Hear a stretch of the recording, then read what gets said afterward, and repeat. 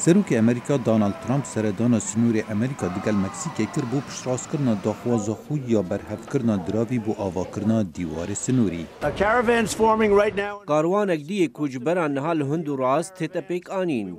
و هات دخواه کو مزنتر بیتن جی کاروانین بره دی سر دریت گل بکن اگر مدیوار هبا ما چکیش ندبون لی ما آرشک هیا او دی سر دریت گل دا بکن.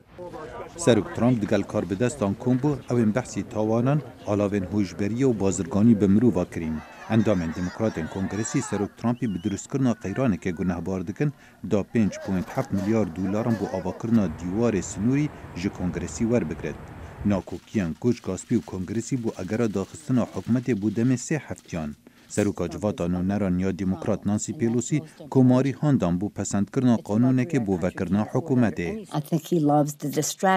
از باور ناکم او چاره سریه بخوازد او حجم جیل کرنه دکر دا بحثا کشن دینه اینه کرن او او جه مخابنیه کامازنه.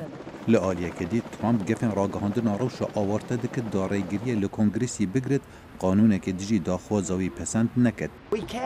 ام دکارین روش آورته انیشتیمانی راگهینین.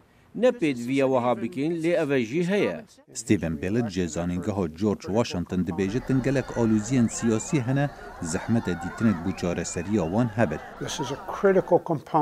اوه آلاوکا گرنگه دبزاوین دوباره هلبجارتن آویدا. او هر وسا گرنگ بو با هلبجارتن 2016. پرسا کوچبریه او پارستنا تو خیبی دوزکا گرنگه بو سروکی و دبکارینید هندی پیدوی به هبی. لهمان دمدا بصدان کارمندین حکومت خونیشاندان لواشاندان کرن لسر داخستنا بشکا حکومته کو باندور لسر جیانا کارمندان و کارداری دکد. نها کارگلک لوازه نه لوینک هیا و نکس لسر جادایه.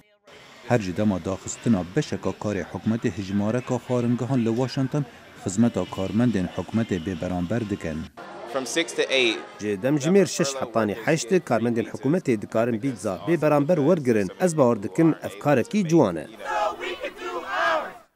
بصدان هزاران کارمندین فدرال به موچه کار دکن پشتی 21 روزان جداخستنا بشکا کار حکومته کو صبحی دبت دریشترین یک دیروکا امریکا دا.